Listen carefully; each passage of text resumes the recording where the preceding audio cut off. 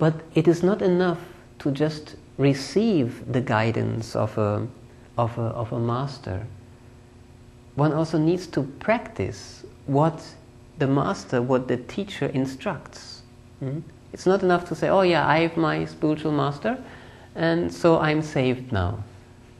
It requires that one practices, that one follows the instructions of the guide.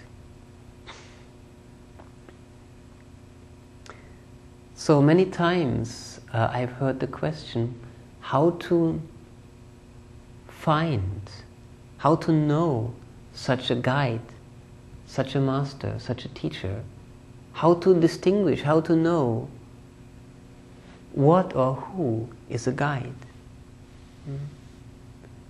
And the answer lies in the proverb that perhaps you have also heard before. That is, when the student is ready, the master appears. One does not need to run all over the place and travel to the mountains and to the Himalayas in search for a master. That is not necessary. All that is necessary is to cultivate the longing, the desire for the eternal truth, for self-knowledge, for self-realization. And on the strength of that desire, one will receive the necessary guidance. It is on the strength of that desire that one receives the guidance. If that desire is not there, the guidance may be present, but the person may not recognize it. It's like if someone doesn't know what a diamond is and sees a diamond, that person may just take it as a piece of glass and will ignore it. But a person searching for a diamond and knowing the value of a diamond will certainly recognize the diamond. And so when one searches and when one sincerely cultivates the longing for self-knowledge, for self-realization, for self-actualization, then one will receive the necessary guidance. That is the principle of receiving guidance. And that is the third secret of success. Surely spiritual success requires guidance. What to do, what not to do. How to do things, how not to do things. It is a path with so many subtleties to develop body, mind, and to realize one's spirit.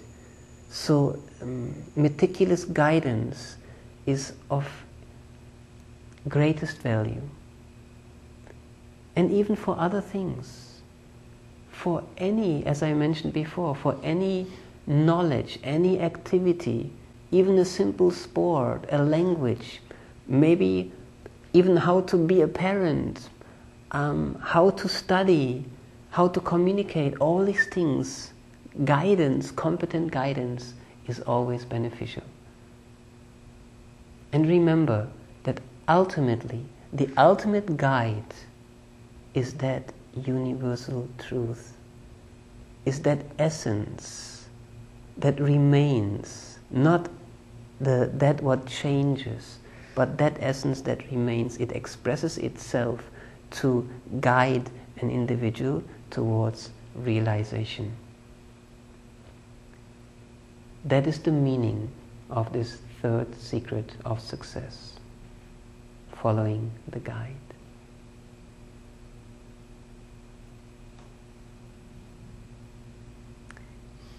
Now we come to the fourth secret of success. Perhaps you have heard the story of Helen Keller. when she was only, I think, 19 months old. She was a healthy baby. When she was 19 months old, a fever left her blind and deaf for the rest of her life. Yet, in her life, she, I think, was the first blind woman who graduated university with honors and became a world-famous personality, speaker, organizer, inspiration to people all over the world. She traveled all over the world, giving lectures, talks, raising funds for the blind, for the poor, for women's rights, against poverty, against injustice. She really inspired people all over the world. So how did she do that? How did she literally turn darkness into light? She did that by knowing how to maintain a balanced state of mind. And that is the fourth secret of success: mental balance.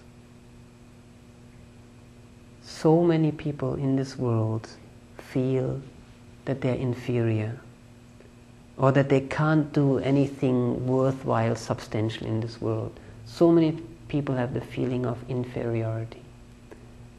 And there are other people who believe that they are superior human beings because of their knowledge, their power, their family background, whatever it is. They think they are superior human beings. But both these feelings, inferiority feeling and superiority feeling, are defective, are actually mental diseases. And mental balance means to keep the mind aloof, free from the defective notion, the defective beliefs about oneself and about others. The defective beliefs that I am inferior to someone else, or that someone else is inferior to me, or that I am superior to someone else, or someone else is superior to me. To keep the mind completely free from these kind of notions. That is meant with mental balance. Helen Keller could have certainly thought that I am blind, I can't speak, what can I do? I am so inferior to others. No, she didn't do that.